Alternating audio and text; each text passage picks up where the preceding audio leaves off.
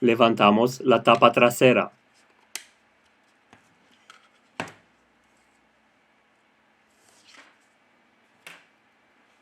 Retiramos la batería.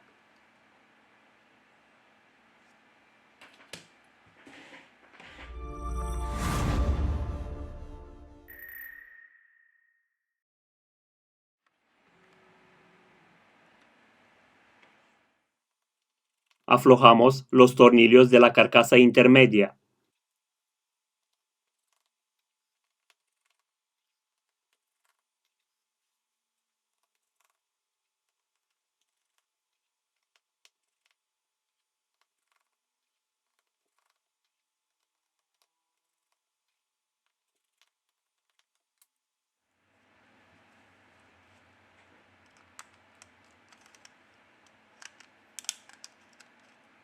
Con mucho cuidado vamos a retirar la carcasa intermedia.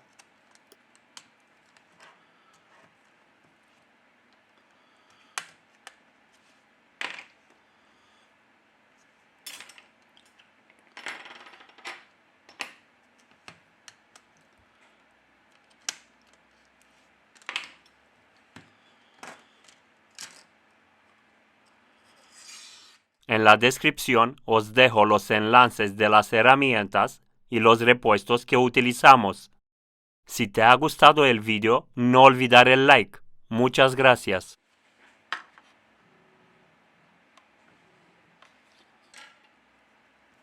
Desconectar la cámara principal del dispositivo.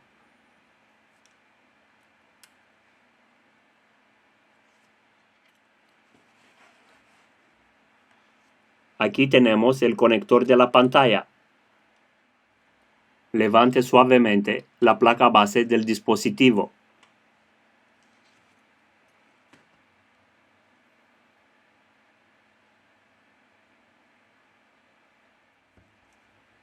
Desconectamos la cámara delantera.